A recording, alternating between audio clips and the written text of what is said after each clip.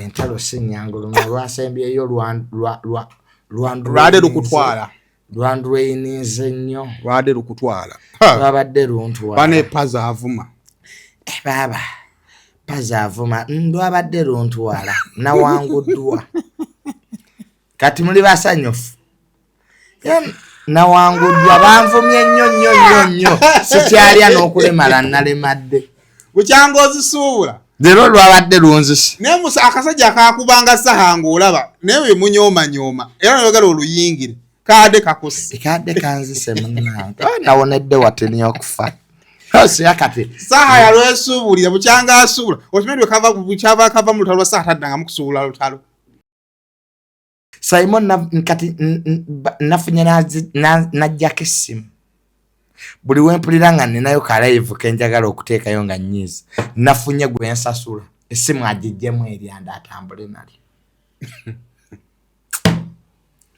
amakulu matono tukoleko ku bintu era n'asikaali namugambye akuuma ewange takkirizanga bannamawulire kuyingiranga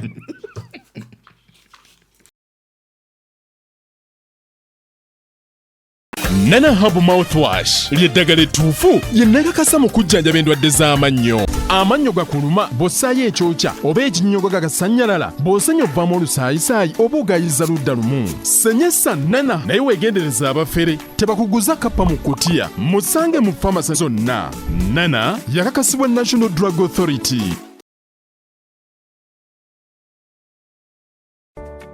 Musuubuzi munnange nawe walina ekirooto ky'okusuubulako e Dubai neneesanya okukwanjulira banno ba Clarion Integrated Logistics Solutions abeesigika era abeesimbu mu kutambuza ebyamaguzi by'okuva e Dubai paka e Kampala e Uganda nga biyita ku mazzi oba konnyonyi ku bbeeyi ejja mu nsawo yo. Twesige ku Clarion tukuyambeko okutuuka wotosobola kutuuka mu bwangu nga kagayise ku mazzi atwala ennaku 18 zokka ate eyakago atwala ennaku 3 zokka okutuukako ku woofiisi yo. Tusangibwa ku Diamond Trust Building omwaliiro gw'okuna akasenge 411 kati osobola okukola oda y'obutereevu ng'oyogerako ne Nankabirwa Siteera ku plus 971 582 noti 58 noti 79 oba ku WhatsApp ku plus 256 756 846 772 oba jangu butereevu ku ofiisi zaffe ezisangibwa ku Hamri Airport Edeira mu Dubai. Clarion lw'okusaabaza ebyamaguzi byo mu bwesimbu okuva e Dubai paka e Kampala e Uganda mu nnaku 18 zokka.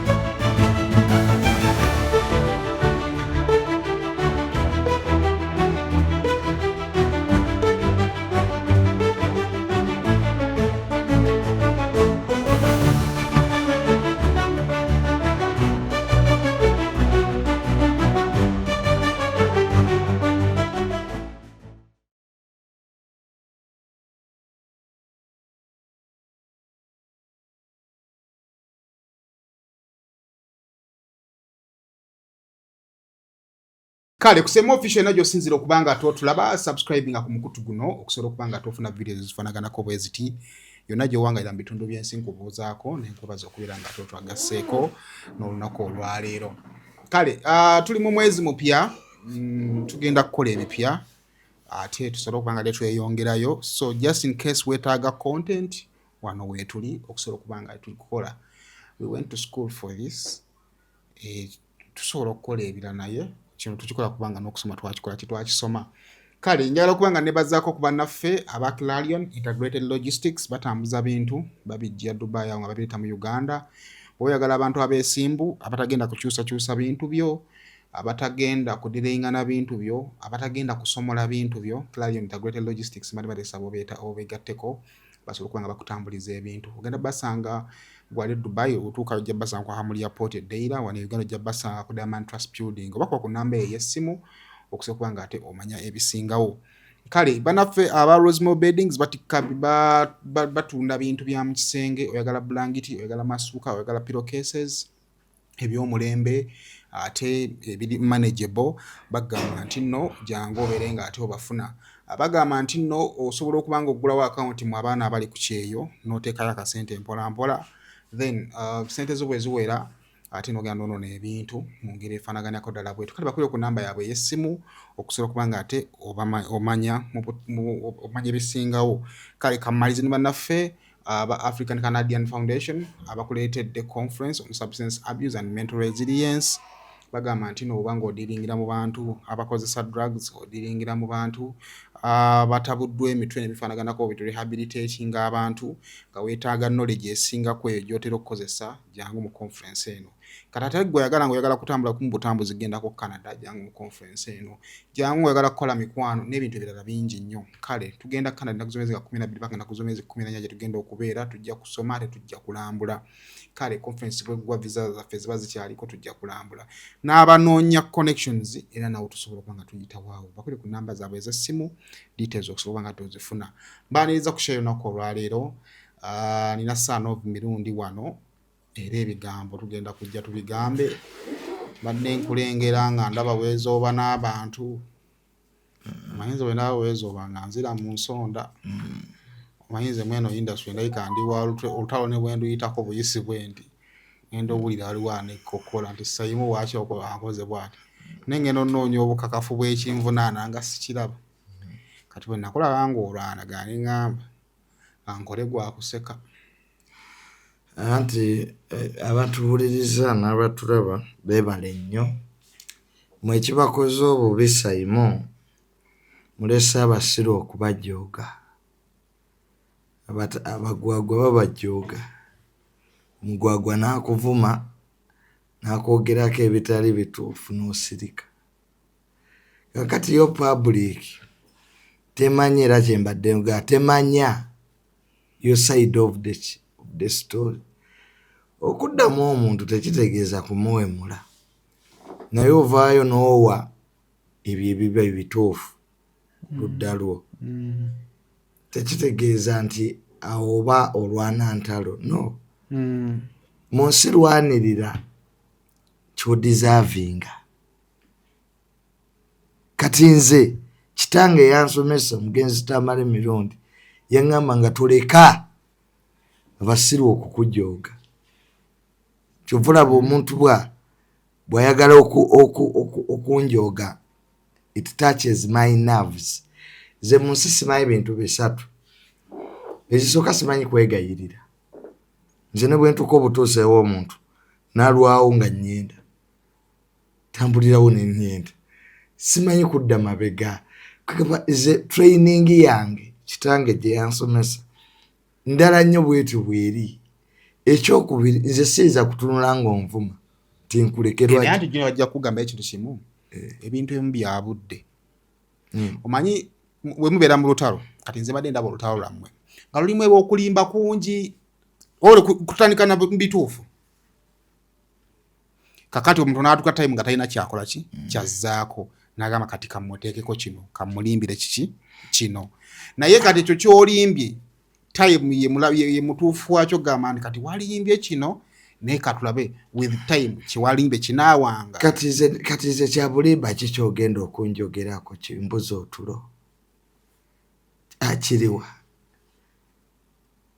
Kiriwa sayimu. Anti kyengamba naye byonna ekyo kyobulimba kiboogedde time. Anti nzika nkubuulire tewali era bagambe nyumba tagiina alimba nyumba weeri. Kati sayimu sikyalina nnyo budde kulekana n'abavubuka bakyapangisa.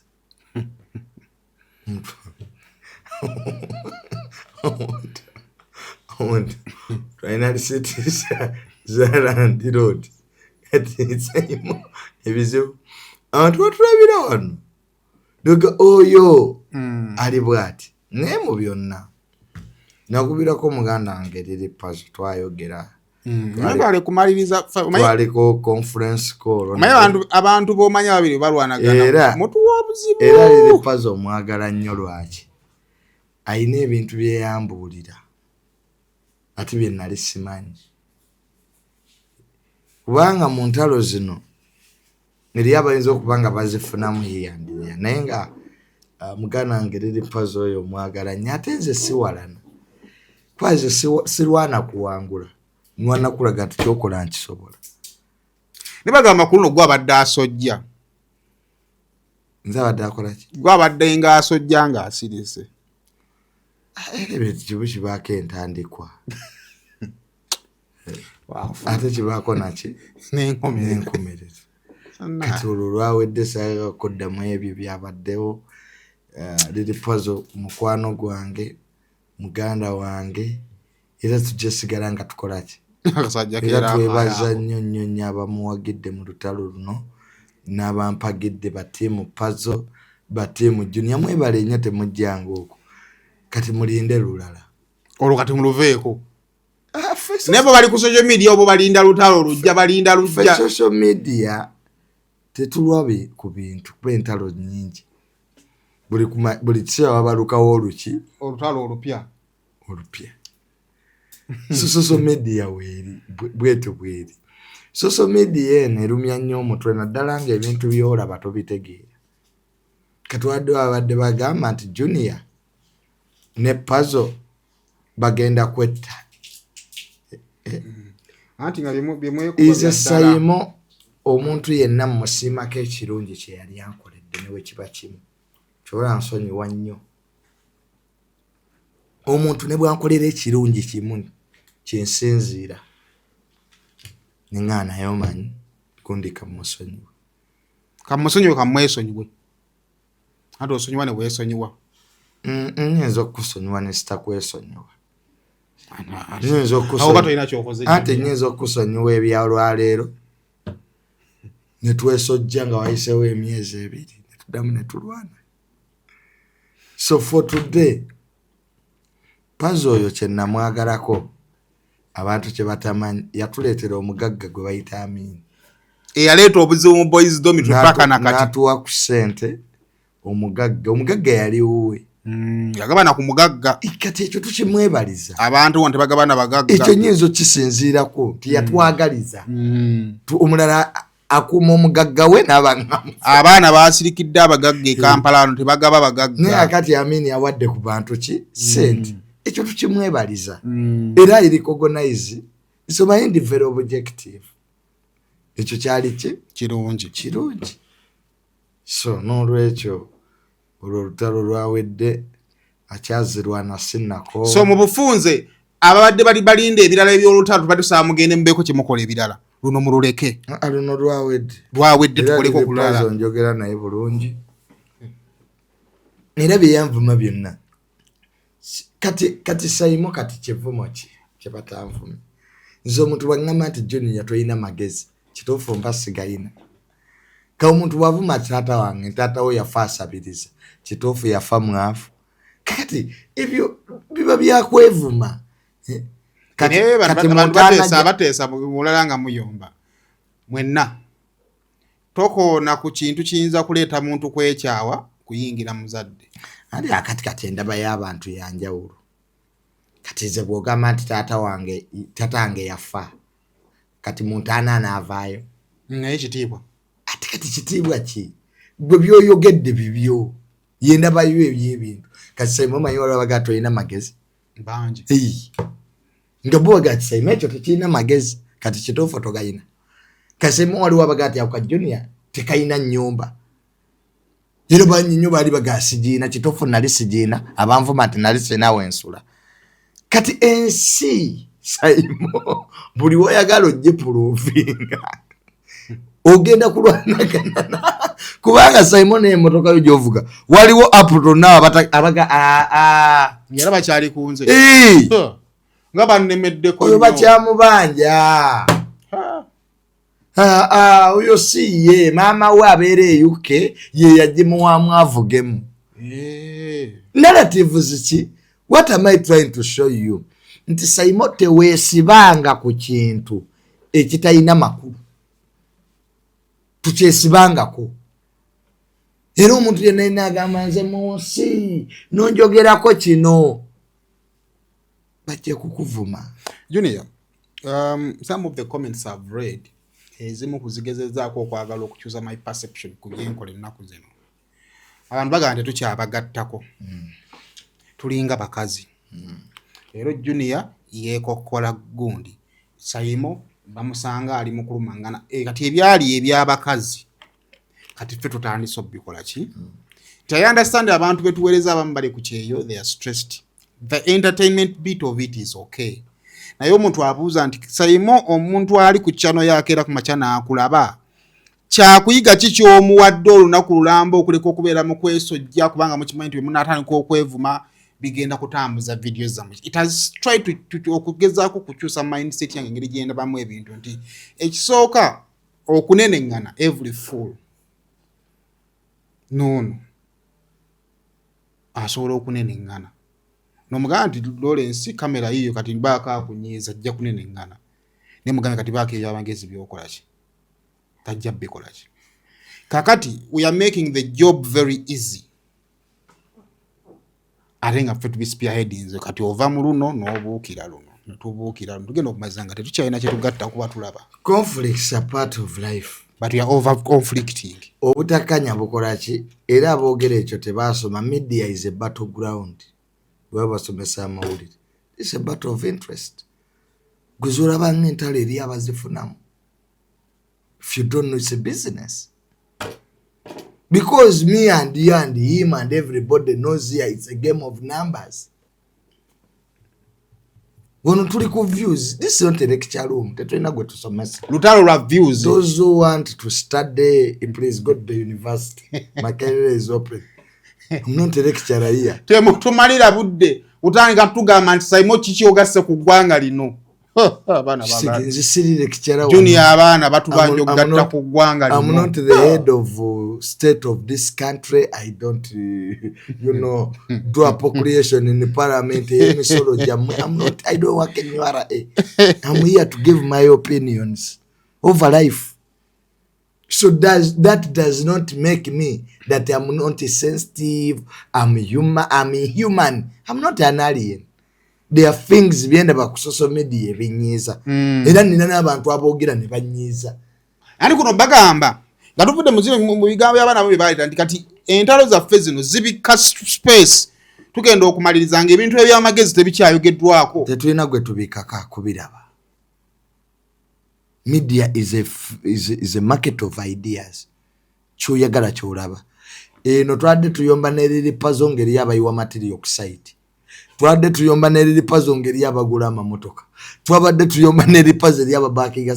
Life continues regardless. Obulamu sigala butambula. Gwe ky'oyagala ky'oengaginga yino. So gwe olaba eri abankubira ne banga ne kakati Junior Lili Pazo lwaki mwevuma biki ataina maanyi agweddalu gwalabeeko omulalu omulema. Ngano kiwa bwongo naye okuleka ebisago byafuna alongo dawe. Gwalabeeko omulalu omulema. Naye ow'omuggo bw'ati agusimba. Era buli agweddolo aba alina amaanyi. Kabusiru naye ate kitu. Kati entalo za social media gwoba tozisobola zireke bakujooge. Kabo bajja kuvuma bakujooge wano soberi abantu be bati nga befudde abatalina magezi nga kimuyambiddeyo baga oyo oli agamba nti oyo omuyingira nakye nalabye wano omuntu akeera ku makya n'akuyingiza ddabo balalo wamala okuyingiza ddabo balalo najja mu kabox nagamba mbadde busungu kati gwe sayimo bakujooga kuba bamanyi bajja kuvuma bakuwaayiriza tojja baddamu ojja kujanoga nsabo sibawabudde nsabo sirevo yange kataleka bakuvume leka ffe tubavume we mulampe mule gambo ku gambo butebiyisika mukamu biyise mu kabina ewange era biyise mu kamwa kitange akwemula muwe mule. Babeereeyo mama. Ekigambo ekyo yakiyisizaawa. Mukama. Yakiyisizaawa. Okigezesaako nga mukama kujyamu. Kubanga ekyamu kiba kikyamu. Baatugamba omwana azaalibwa mu kkundi baali balimba teri yali afulumye ekkundi.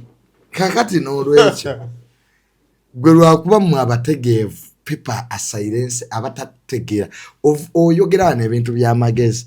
Embizi embwa enkobe tanasenya manyo nebidilutinga mu second ngetaina kye yasoma nino ovubuka nayogere wano gondeza koti masho nawe ensala ye ya pitu ne batwale eyiye nga nakoze research nga gwakoze research nasuze ntunula oli naawe ntegeerayo eya Pitu nti President Museveni yaleese court martial kusiba bagamba nga yogedde birimu amagezi kati space eno fe abategeevu tujje kompitingira n'abatategeera omulimu guno gulimu nnyo baakadeyideyi kati gwe wasoma amawulire how do you feel ekivubuka ekyakava kusomera ekyakagwa ebigezo yabiri okubitikama nabitunuulidde bisatu bizibu 3 of them kati look at these boys they ignite wars they can't fight them when you start abusing them nga batandika nze sibirimu you're hypocrite don't scratch the lion. Don't scratch it. Let us differentiate ourselves from those who are peacemakers and those who want wars.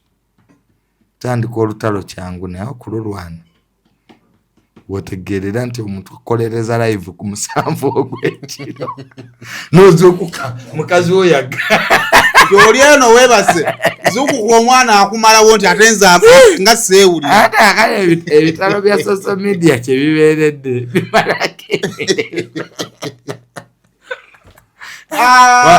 oli akukuba noga aba yakamala bwati noga f naddayo n'anaabako n'akoma omuddakiika satu kati oba oyinawo oli naye kabakamu ekyo ye Pazo azuzeemu 10 nga ku video bwadi akateeka butandika kutambula n'akuliyetinga obulala kati byetaagisa obudde era oba tobuyina sina budde obwonzo n'olwekyo waliwo abanoonya amasannyalaze be tutakyayagala gawa kati nalabye abatwogerako badde balowooza leero tugenda kujja tubavume nze ayina generator wa nze ayina omuti gw'amasannyalaze gwenga wayayaka mwe sijja gabawa babadde bakoze nnyo okulaba nti banjogerako nti mbaddize mwe tetujja gabawa kyoli mukola atagenda bawa tabogererako ddala nedda sibawadde ate nawe mbawadde era n'amanya bwe gajjeemu tujja kubawa amasannyalaze kwebali okwo kati balinze atwogeredde siina omuti nagututte tugabye ku omemerero leero tetugabye ku yakasayimo buli omu asigayo leka YouTube anti YouTube zaabwe nzazibeezaawo buli kiseera balina okunyiga mukati nategedde sayimo nzayina yaka yaweddeko transformer nje tutte omwezi guno ekiranga ekyenjawulo Julia omuti gw'amasannyalaze agutemye ebyo nabimaze era kati buli anjogerako si Junior gwe mmanyi buli omu alayiranga mwe mmaze era ogenda okulaba nga asuddeyo bwe mmaze ngulaba nga asuddeyo nze galo ziddomitwe nagimaze kate kyali boys kale ebyo tutambuliraawo naye nze maybe ekigambo kyange kiri kimu nalaye bagamba nti okyaza oyagala YouTube yaabwe eriko ba viewers babiri yegwe nale bagenze nze nagamba naye mbono okyaza gundi yani Mustafa King Saya mugano okudda ku channel yange temwakiraba ku TikTok Mustafa taddanga era King Saya gwe yamugana twa recordinga yo shame teyadda mu recording King Saya yamugana mukamawe kati naye singa tugamba ali mukamawe ali close awo wali abantu omanyi mu bulamu bwe tuta respectinga bantu bye bakkiririzaamu Junior atandika okukolagana naawe netandika okuwa ekitiibwa byokola ki Junior waŋŋamba nti bannaye maama takyali musanyufu kiyinza okuba nekyokola kivaamu ssente naye ate waba muzeeyi atali comfortable mpadde ku example oba bakama bange gyenko tebali ki then kati ogenda kaka Junior okujja so he wasn't comfortable mukama we yamugamba tandikawo ki channel ki eyo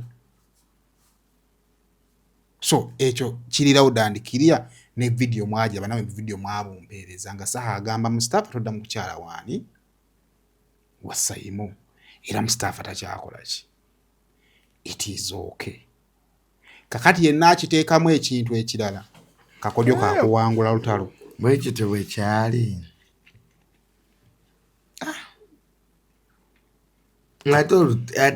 ate kati byenawulidde mbu olwanagana nabo olutalo ne Shalom nawo teruliiwo anoonya masanyalaze yakitegedde bubi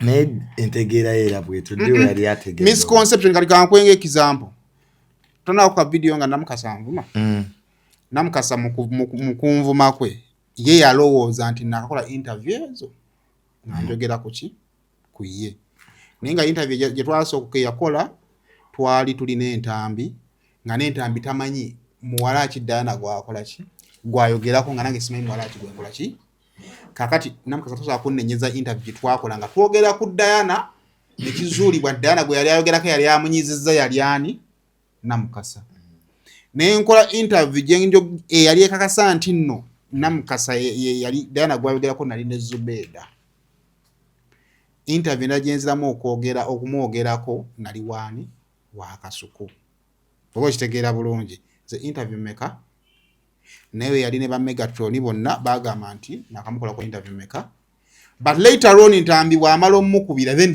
that's when she understands nti Simon ndabika namuvumye nereka namuvumidde ki era najja mu inbox netukola ki netwogera kati nzo kugamba nti nno omuntu asobola okuvayo n'avuma Simon nga lwakuba yamukoze ki yamutegedde bubi tekitegeeza lubalo tebakutegedde bubi views nze njagala kukkiriza nti aba yantegedde kati nejjo ku Sunday Nelson just yabadde views nti kati jjo niyo olutalo alumaze tetukyalinawo kyetutunda katugattewo Simon nze siina kyenfunamu ki mu lutalo goyinza okuba toluliimu nga nebyoyogedde bituufu nga toli interested naye sikuripoti yegamba ketugattewo omuntu simanyi ekyo anatambuza channel kachallenge nalabye eriwo eryemu nti Junior you prefer kwogerera ku social media nze nzija mu inbox ate gye mba nkwetonderera omuntu asobola okujja n'akuvumira ku YouTube naye yayagala bw'oba omucollectinga nti kyewanvumidde kikyamu ate yayagala omukubire ki simu Nana Hub Mouthwash ly'eddagala ettuufu lye nnakakasa mu kujjanjaba endwadde z'amannyo. Amannyo gakuluma bw'ossaayo ekyokya oba ekinnyogo gagasannyalala bw'osenya ovaamu olusaayisaayi oba ogayiza ludda lumu. Senyesa Nana naye weegendereza abafere tebakuguza kappa mu kkutiya musange mu famasi zonna. Nana yakakasibwa National Drug Authority. Ffe aba Rosemary Beddings tukuleetedde kalonda yenna ow'omu kisenge wamu n'ow'omu nnyumba. Rosemary Beddings tusangibwa Kasubi okuliraana ebitaala nga wakaviira ddala ku mafuta ga rubisi ngadde Namuŋŋoona, oba otusange Nankulabye ku branch yaffe empya okuliraana Cheza Hotel. Tukuleetedde kalonda omuli bed covers ez'omutindo, blankets ez'omutindo, suitcases ennungi, amasuuka amalungi, neti mu buli size, mattress protectors, kuno kw'ossa emifaliso egitalumya mugongo, ebitanda eby'omulembe n'ebintu ebirala bingi nnyo.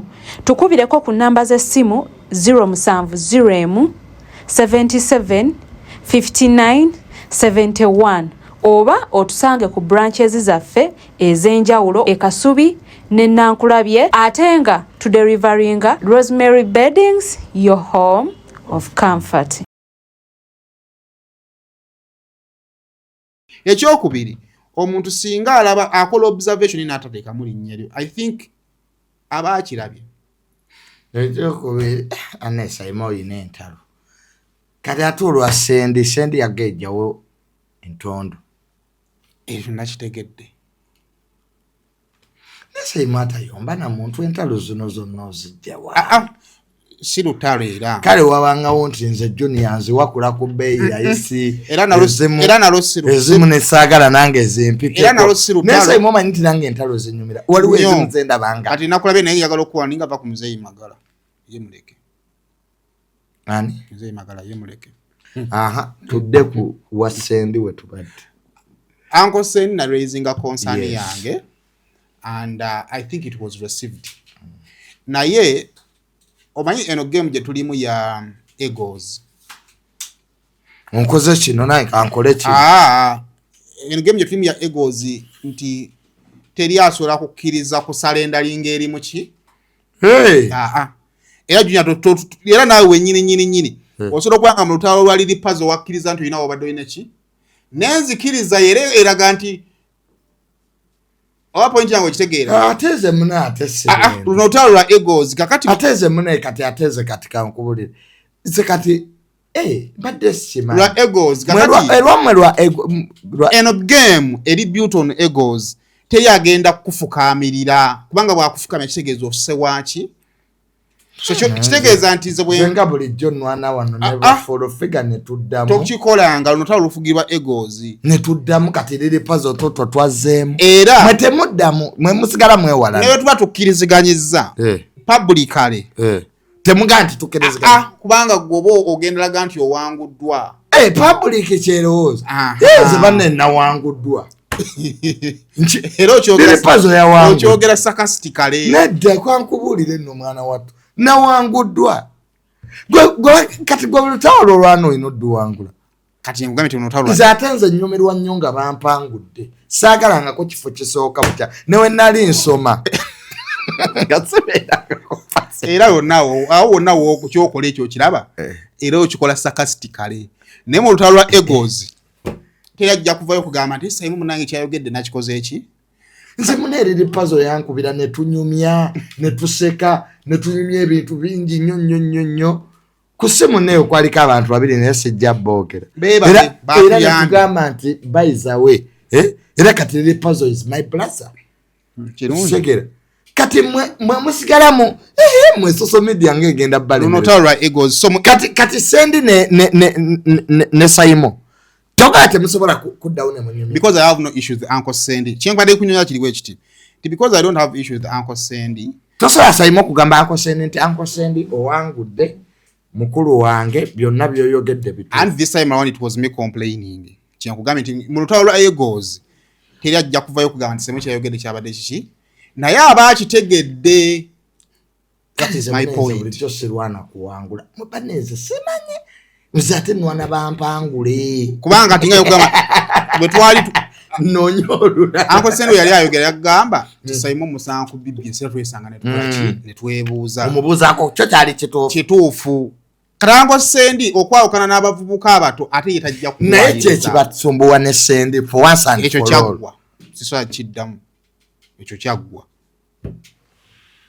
Uncle Sandy ejjo nabadde naye nanyingiza bulungi nnyo ne tiketi yaje mpadde mu Rostand right yes Uncle Sandy musajja mukulu oba ontegeera Uncle Sandy nkutumedde era kati ate ensalo za Uncle Sandy ziri technical toba okitegeera temubeeranga bano ng'oli anoonya ki linnya era ajja kugamba ensonga pakati olaba bino byetwogerako za Uncle Sandy yanteekako nene ebbali ninga problemu ekirimu eryemu nti baba agulana ne Junior ate nga Junior naye kyali ki nga sosobola kugamba Junior nti Junior tokyogerako kubanga ate Junior naye baba amwogeddeko wa for example olutalo lwabe ne Zubeda nga Zubeda naye Sandy bakyalwanagana ne Zubeda yaggwawo ebyo just in quick example nti banenengana ne Zubeda munyiivu kwolwo olunaku lwe banenenganye nga nina okukola naani siso agamba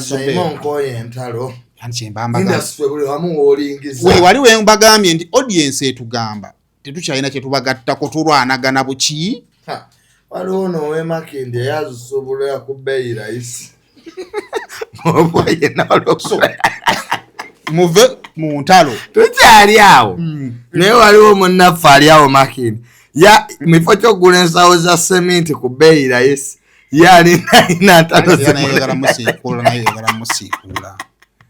naye abantu banyinya abasula emakindi nina gwe njogedde kale waliwo asula ekisubi ku Ntebe Road asobola entalo ku bbeeyi nayisi ye bw'oba n'olukulemeredde naye waliwo lwe yasobola emabega olwaluwira iti naddayo n'agamba eyalumuguza nyongera ku sente omanyi yaba yagala akuvuma nga wooli osirize naye luwira iti yali amutidde emmeguwa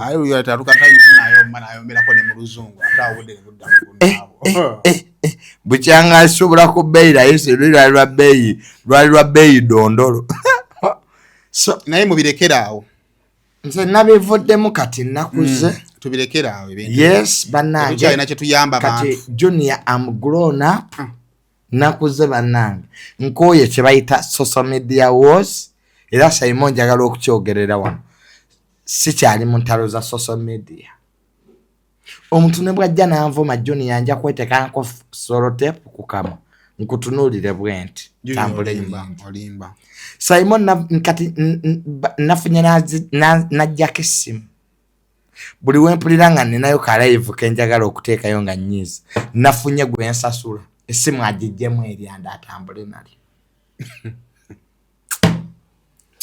amakulu matono tukoleko ku bintu era n'asikaali namugambye akuuma ewange takkirizanga bannamawulire kuyingiranga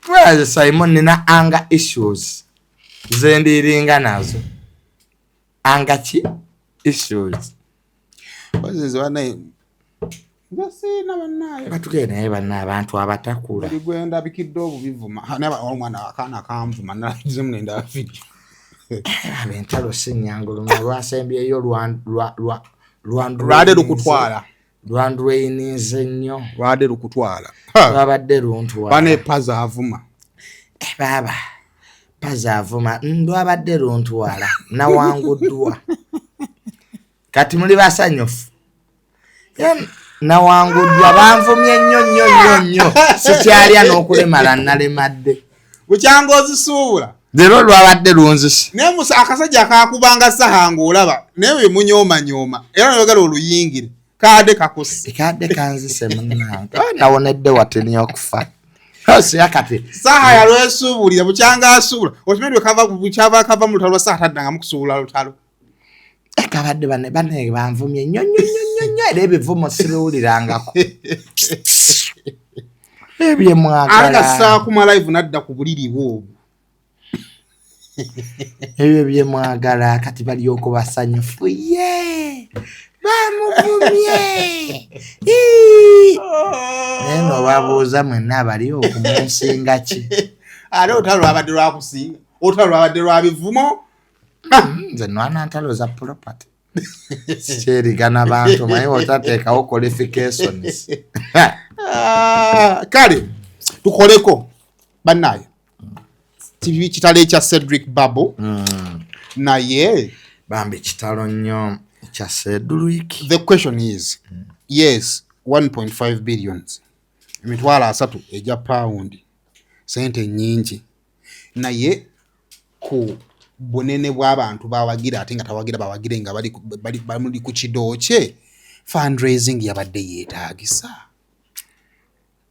yali tajja kuwona family yagaana kukkiriza it is okay ne fundraising ate simwani muwadde sente era netubigezaako we've seen government wanonge bailing out abantu the people who could bring that money knew was not going to get well naye abasawo bakubuulira naga nti ono ate n'ekitiibwa kikulu a family toginenya desperate measures call for desperate action osobola okutunda amakaago n'otunda ebyobugagga bwe byonna ojjanjabe mukyala we yalwala kansa gw'omanyidde ddala ntagenda kuwona.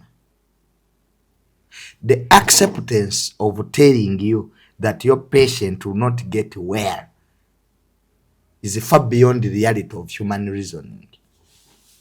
Omulwadde wo ne waaba aweddeyo waliwo omulangire Saudi Arabia bamitadde sleeping prince yafuna accident nga myaka 17 amaze mu koma emyaka 31 ngone yali president wa yali samita wa Israeli yani omulangira we Saudi amaze mu koma emyaka 31 family yagaana okukkiriza kati mu 2014 yanyenya ku bugalo just what family nekuba endulu negamba kyagenda kudda kwali ku support machine mu ddwaliro abasawo bakugamba nti your patient is clinically dead nga sigirinya kye yakola ki oyina okubawa olukisa bamugye ku machine supporting omutima abo bamubike nti akoze ki afudde kuba omuntu ayinza okufa nga organism ze kyakola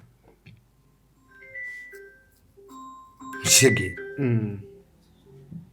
twale esimu nga organism ze kyakola kakati ekyatose ku Cedric mutima abasawo ndoza mwaga kan this is my opinion ne baga family nti ono tagenda kudda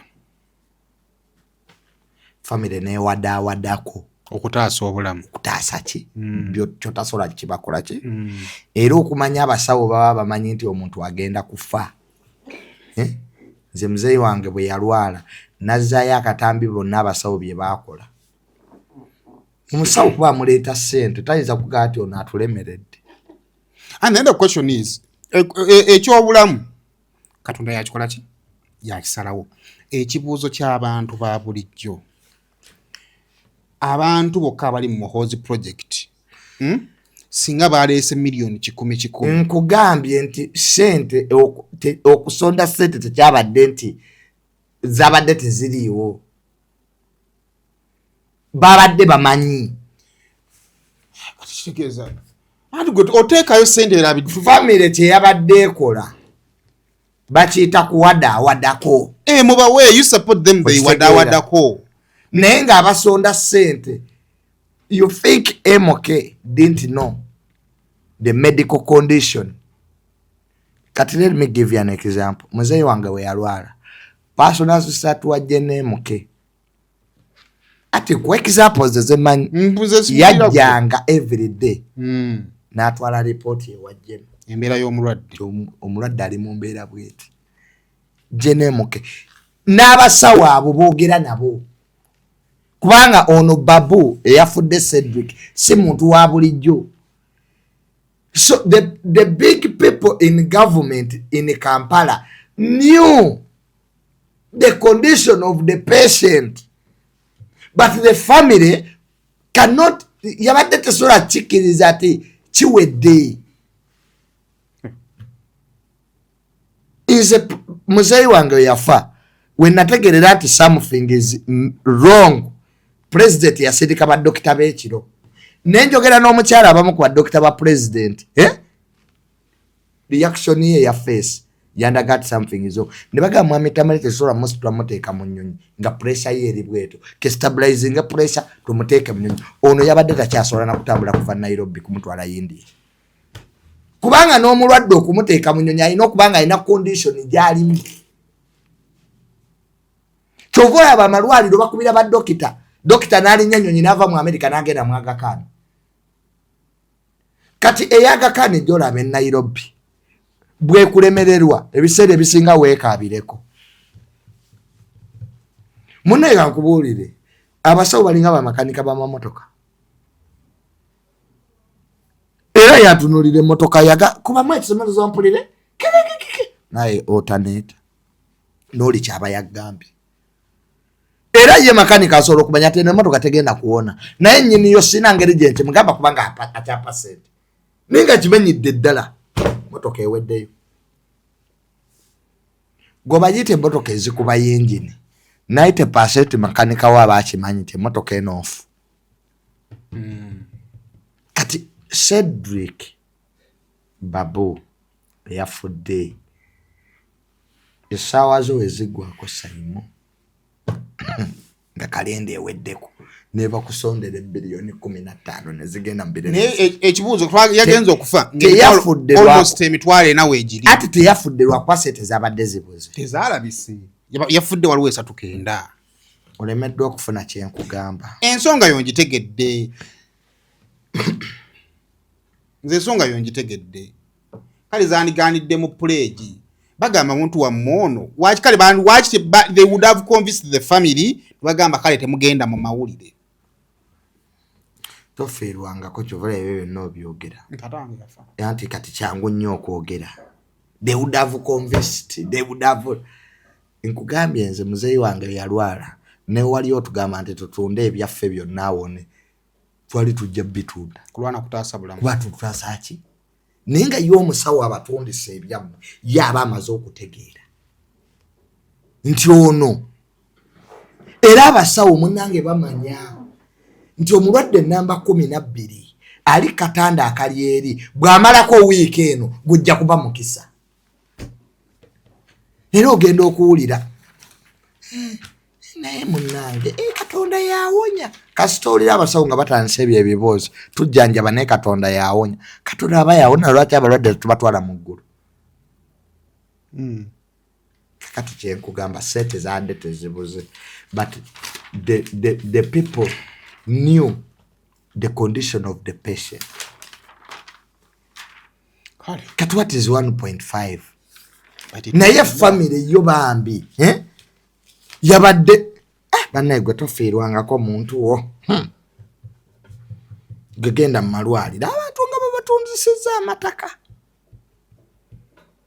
abantu batundanga ttaka kufuna nayo mirambo mu covid nga mutunda ettaka babawo omulambo kyokka ng'otwala mulambo nenga gwe mwalonze mayiti ge musasulira mayiti naye ng'erosigala oziwa ate mu kwagala okw'ekitalo omuntu aba muntu obambi sibanenya naye nga bambi kitalo nnyo ku myaka 46 kitegeera muzannyi wa tennis mulungi abadde all round journalist kitegeera ni mu firimu n'emikwano egy'amaanyi so nze what I think in my opinion sente zimujjanjaba tezaabuze but it was too late to save him. But you can't tell the family. The doctor aganti mune nono gwe mujjanjaba wakufa weekend. Akuwa suubi. Kati mulwadde wammwe ate mweraliikirira agenda atereera follows hope nina babuuza baganda ekakati tonzijukeza nakunzijukeza sayimo ffe tulina ebituli ku mitima ne bwotulaba tuvuma abantu we are in deep lesson ogenda n'olaba ekikuvuma nga wafiirwa ogamba kankirageko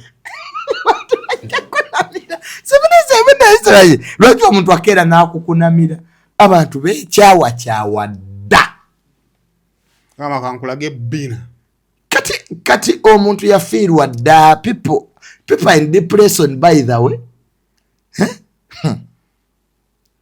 kale so ketumusabire ne kati abaasese nga afudde kati now waliwo ekizibu ekiri bwe kiti nayo ku posti ya Sudi bya Luhanga nenkwatako Sudi yagamba nti nno Cedric was a good man akkiriza nti waliwo abantu abasemberera amaanyi ne bakozesa omukisa ogwo okukudaalira abantu Cedric kyataakola ki naye n'agamba nti okufa kwa Cedric n'okumusondera ssente kwawadde omukisa abantu abanyiivu ku lwabali abakozesezza obubi obuyinza okusekerera Cedric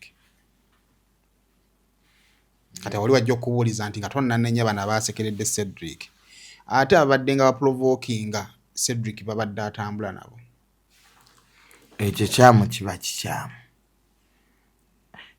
ne bw'okisiiga ebiziga ebyenkanawa abasekerera abafu mwerimba ffenna tuli mirambo gitambula lwakuba tebannatubika we are all living dead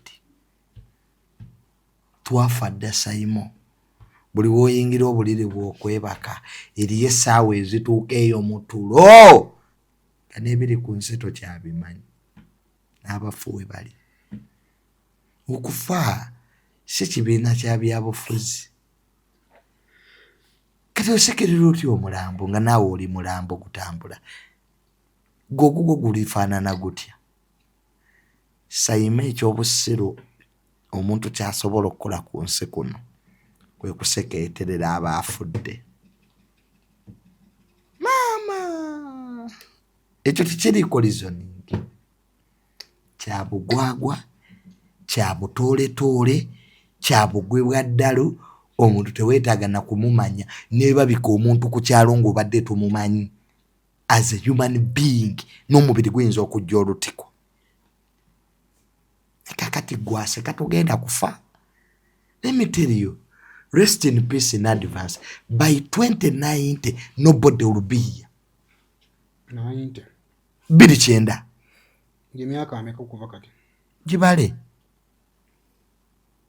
njogedde na mingi. 90, that is 70, 65 years from now. Emyaka 65 okuva kati. Nganja baka kadde nnyo. Emyaka 65 okuva kati teri abagenda okulaba ku 29. Mwenna abandaba nzo okuba temwera na 1%. We shall all be in our graveyards. Nga twafadda. So rest in peace in advance. Kati osinika kyebinnyo gwali eyo. Okufa kulinga teacher ajja mu class n'abagamba class eno mwenna mbadde bumanyi iwe twaberanga ku masomero. Nga teacher ajja n'agamba class eno mwenna ngenda bakuba. Mubadde mukola ki? Muleekaana.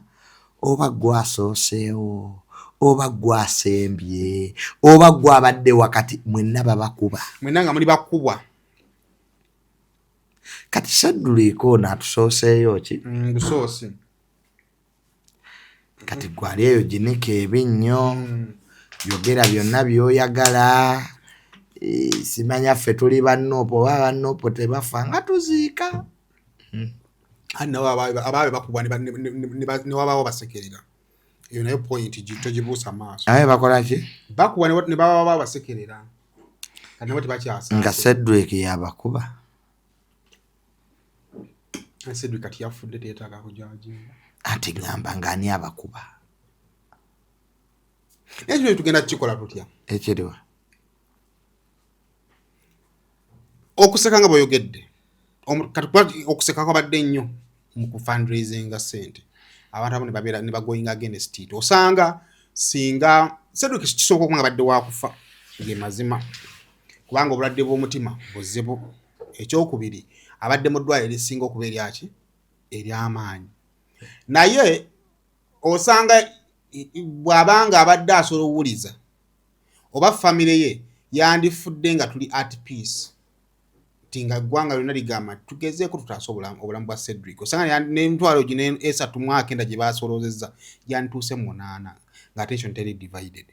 Naye waliwo abagamba nti bannaaye kati ekisooka ono abadde amyuka oli yalaba omuntu waffe nga akwatiddwa yennyini n'avaayo n'aseka n'agamba mwina ali mu basement.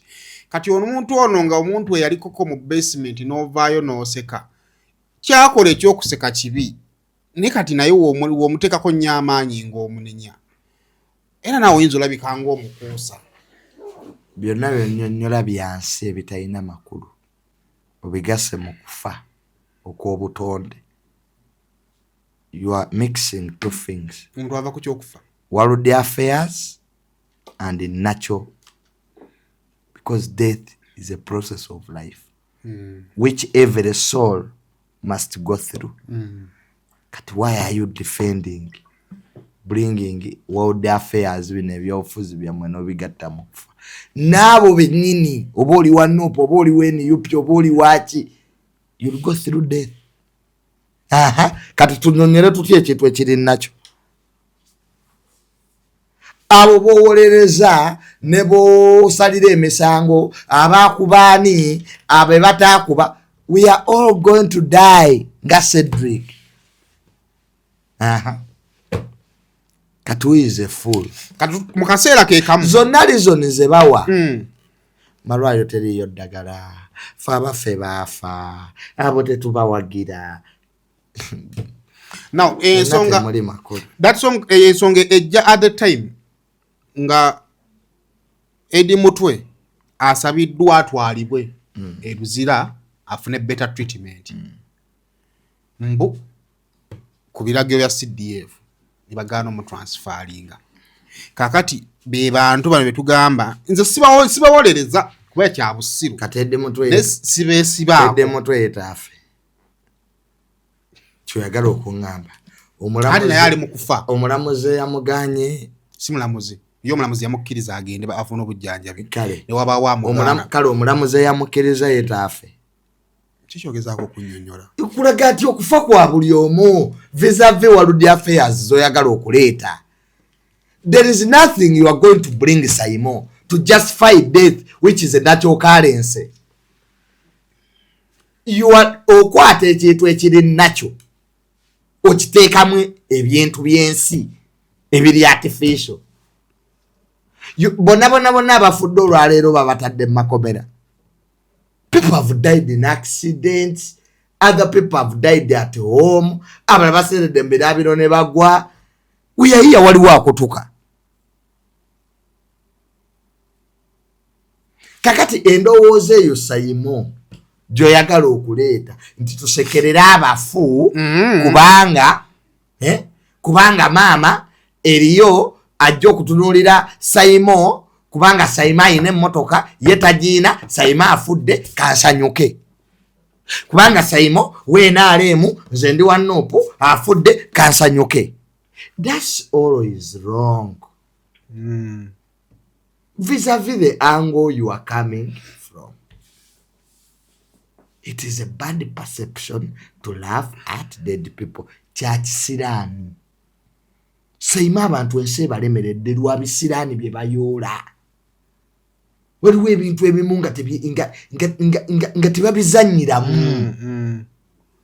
Omuntu agudde ku accident ng'oseka ng'okwata ali ngoga omulabi omusayi we gumuvaamu era bamanyi we gamuvuddemu gufuuye nnyo ate guno muleese ebikolimo ku baana bammwe n'obeeraawo abaana bo ne bakusooka okufa bonna nga gw'oziika abaana bo kubanga olina gw'omufu gwe wasekerera nga mu mpisa ya nsi ki gwe mpaaye mu mpisa in cultures ogeti in empisa y'abakyayina bwe balaba afudde nga badda wali baseka abaginika amanyi n'abazungu betuyita abatategeera bulungi abalina emize gye tubuusaboosa nabo tebakikola. Saimo abantu beeyooledde ebikolimo kati kakubulire abantu abamu we bafa emizimu gyabwe gigenda bakiyita okululuma gigenda gikiisa ensingo omuntu afudde enjala emuluma emizimu ne gibeera ku nsi kuno abamu tebaagenda. Nze Saimo nali mpakanya ebyo ebintu by'emizimu bituufu. Nina omuntu gwe batta n'aloosa mutabani we n'amugamba banziika ne batambula mu nsiko ng'ono yaloose mu kirooto ng'omufu waali wali we bamuziika bamutira mu nsiko. Muve mu bintu by'abafu bannange, muve ebirala byonna mubikole ki, muve mu bintu by'abafu naddala abatali baki. Leero osekerera ono musajja wattu eyafudde kubanga anoonya obujjanjabi gw'onaafa otya? Omanyi ne mu kyaki bwe tuba tugeze tusaba okufa obulungi enfe ennungi nakyo tukikola ki? Lwaki oleeta ebikolimo ku baana bo? Lwaki okwata amaziga g'abantu kwate n'ogafuniramu essanyu? Ekifu kibe kifu. Era nabalabye baana bato n'omutunuulira muwala muto kati oyo agenda kuzaala ki? Bisiraani ebyereere. Mukisa ki gw'oleetera? Omanyi Saimo akamwa kano Saimo tokkakkanyanga musajja munno. Kubanga ebizibu abasajja bye tulina bifaanagana. We all have the same problem. Nze tukulaba abazimbi abazimba ennyumba yange nepulira ebibuuzi bye banyumya. It's the same problem. Baana kudda ku ssomero, abaana tebalidde, omukyala kati sayimo omuntu ava ewaka ng'ewaka waavudde yeeraliikirirawo ne gy'alaga yeeraliikirirawo. Ovudde ewaka be oyagala baleete obawe ssente noakanyene mu kibuga nkoleki naye nga ne mu kibuga gy'olaga tomanyi gy'ogenda zijja. Kati yensi gye tutambuliramu obudde ne buziba sayimo nogamba kanyendeke ewa sayimo muteege ampeeye ttaano nve mu kibuga. So we all share the same problems. Era nze saagala nnyo kukakkanya abasajja bannange kyennuma okuddaawo njogere ku musajja munnange nga bw'ali ombi naye abantu abamu basukka. Kati olwaleero ono eyafudde ekirungi buli famire erina ekijja baga nti omuceere guwooma ogw'olumbe nga teguli mu nnyumba yo. Omanyi omuceere gw'olumbe guwooma sayimu nga teguli wammwe. Kale tumalirize ne DP mawo ate obubokisi babujjayo bubadde. Tetulina kye tuyita DP, tulina kye tuyita akademi y'enaale. Mawo ate waba tusina okutwala okuwamba obubokisi tekimu kuba nnyo. Gwe mu kibiina kyekyo ebyobufuzi nga kikulembera minisita mu gavumenti. Niza alliance bazikola ne gundi yakikolako Semwogere yakikolako. Yaliko minisita mu gavumenti ya Museveni nga yakulira DP. Nga alliance yeegendereddwamu kuyamba abantu. Maybe awo wali debate. Alliance DP gyerimu ne gavumenti egendereddwamu kuyamba Robert Mao ng'omuntu. Naye naakwata ekibiina ky'abajjajjaffe ekya DP n'akituuza mwami Museveni. Mao tetwandibadde na buzibu singa yakwata ettaka ly'ewaabwe Mwakyoli n'alikuwa mwami yakwata ekibiina ky'abajjajjaffe.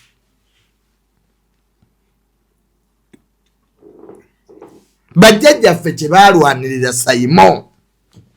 Wemba mwagala okusosola ekyo kyemusooso waza bajjajjaffe mwagala kusosola. Nedda waliwo ebintu nga bya kijjukizo. Tusuula kwogera ku byafaayo na byabufuzi bya ggwanga lino n'otayogera ku Mengo, n'otayogera ku DP, n'otayogera ku UPC. Omanyi lwaki Uganda House weeri teryayagala jjebba? Kubanga naawe kennyini kikwasa ennaku. Naye olwaleero tunuulira Robert Mao olabe engeri gy'atambuzaamu ekibiina ky'abajjajjaffe ekyo nga Pulezidenti Museveni mwe yali DP ezimbe bannabyabufuzi wano DP twandigireseewo ne liba essomero ly'ebyobufuzi. Ne kati ne mutuuka n'okubba obubokisi mu kalulu akawedde luli baafuka mu bubokisi. DP erina okulonda nga wakugenze mu details abalonzi abawuliriza bayinza okugamba mbawaayiriza. Nze sirabako kibiina we bafuka mu bubokisi nga DP. Baafuka mu luli.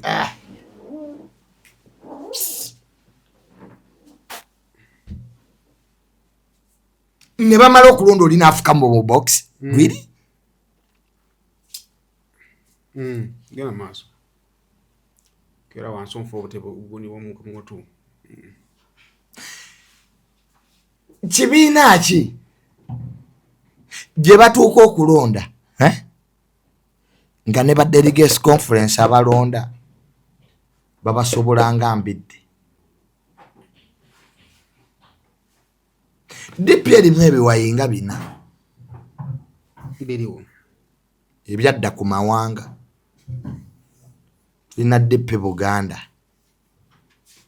tulina DP Akyoli, tulina DP gavumenti, tulina DP ba bulooka eri aba DP buloko, DP block. DP block. Nze sirabangako kibiina kirina bafere bayaaye nga DP. Nebajjajjaffe ne bamala bakomawo wano. Ayinza okuba emigo. Bamatayo mugwanya abasajja bali ab'amaanyi. Babendikito kiwanuka. Ne batuluye ebiri mu DP sayimo bagamba ki? Ekyo kikyali kibiina oba offices z'abafere. Tubanyonnyola nti ebintu byakyuka. DP erimu ebiwayo ebyo. Kale no DP bloka oba DP blockers oba DP block y'abaana bafere abali mu Nopu abambala green nga munda ba red. Kyokka nga wo batunuulira ennyo emisayijja yero bali mu pate sato muno. Gwe kankole wano sayime kisse ebyobufuzi bya wano. Tulina bannabyabufuzi nga emisana abawa DP. Ekiro n'abawa yero. N'agenda mu State House. Buba bukya ku 11:12 saawa 3 ku press conference ng'ali wa Bobi Wine ku 3. Ali kavule. Nenge ekiro yabadde mu State House. Wa DP kadi ye kyeraga. Kyokka ku 3 ali wa Bobi Wine mu Nopu atudde ku press conference bumaanyi g'abantu. Kati n'olwekyo. Mwami Museveni ebimu bye tugenda omujjukirako. Yagamba nti bwe tunaatuukira mu 2026 nga wano tewali ki opposition. Akikoze. Tuyina linnya. Mpaye ekibiina kimu ekiteredde. Kyolaba nti kirina manifesto ejjako President Museveni. DF. Era mu ggwanga lyonna kirina structures ezikisobozesa okuwangula akalulu. DF. Yeki yate. Ekitiibwa Mpuuga. Waliwo ne yaona lebonsere. Yabalondeddwa kwa president wa Ecological Party. Naye bonna musayi interview sagala muogerako. Ona lebonsereko. Kyaliko. Naye wantonda. Anti ona lebonsereko nze kyaliko nkimanyi. Is my relative. Kyaliko nkimanyi. Ye ona lebonsereko argument ye egamba. Nti mu kulonda okwaggwe milioni 18 zakola ki zewandiisa 18 5 ne zilonda President Museveni 3 ne ziwa Bobi Wine bali ne bagaba neemu ze milioni mmeka ezalonda Museveni zali mmeka 5 Bobi Wine yalina 3 9 kitundu kati milioni 9 kitundu ze zalonda ku milioni 18 kwasigalayo mmeka 8 kitundu yeza ayagala wangula akalulu. 8 kitundu. Tazze kukima abantu ba President Museveni, tazze kukima abo anonya ziri milioni 8 ekitundu. Bamugambye we ziri. Hakiki ekibuuzo baziriwa. Omuntu waatukirogera ne yeewandiisa n'atagenda kulonda. Ati ziri zaayagala zo zaabulirawo. Bazzolo tebamanyi kye baaga. Ayinza okuba amanyi ye gye ziri nga ziri mu Issa.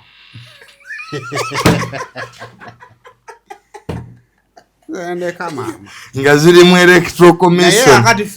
Ziri awe Kololo. Electoral Commission teri wali Gondi. One opposite Setidale Park. We ziri awe naye kufunga we tuli wano tulinda kwesogga Ecological Party we tuogerera kati. Ecological Party yoja kusanga manifesto yayo ejja kwetululira ku Centenary Park we wali omunane ekitundu kuno.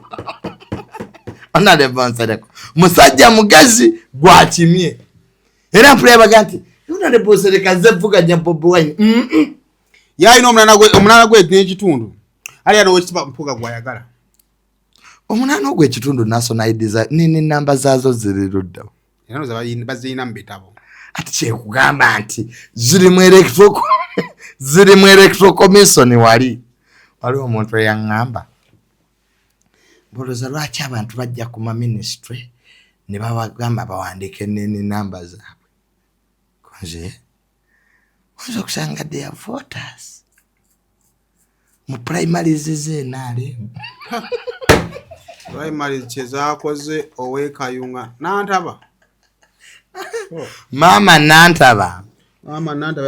Oli kalangwa yetasaga. Badde ligesi yabagalira mu hotel. Naye democracy ki? Abalonzi bwe babagalira mu hotel. Ne tuli kuki. Walo minister wawe Sironko ye ku line yalina kaabo 11 waliwo wesemba buli yakwata muggo katirima yakwata ki yasemba ye mabiga musimba line nga basibe okulaba ng'okyamyeko wano baddeligesi bakulunda kati nga nti oba nopunze njiwagira tebakola kamyufu kala ye anifa kawoya waliwo ono ate yakubaba mobilizer b'emiggo Singi Katongole omuyindi achambya bufuzi bamuwangula edda n'abayita bajje balyemu ekyemisi yagamba agalawo gate mujje twogeremu mwe bali mwakoze gate nagamba embo mugirekawo yabakuba emiggo biri fuluma n'osooka ompulira emiranga mu kikomero kakati ebyobufuzi demokulasi wa Uganda alimu ebyo byonna byenkusomedde lwaba takyali demokulasi tuzannyamu ki bano bafuka mu bubokisi bano beekuba emiggo n'akuba bamobiliza kyetulimu ne President Museveni kyamulema okutegeera Uganda fiole y'ebyobufuzi gye tulimu mpya ekina linya kitulimu Kale, thank you so much. Mwe kuvanga ati mubaddeko onaku ova leero. Tuza tujja kuddamu next week. Ate tunyongera okunyumya emboozi. Mbeere bulungi mwera. Nana Hub Mouthwash ly'eddagala ettuufu lyennakakasa mu kujjanjaba endwadde z'amannyo. Amannyo gakuluma bw'ossaayo ekyokya oba ekinnyogo gagasannyalala bw'osenya ovaamu olusaayisaayi oba ogayiza ludda lumu. Senyesa Nana naye weegendereza abafere tebakuguza kappa mu kkutiya musange mu famasi zonna. Nana yakakasibwa National Drug Authority.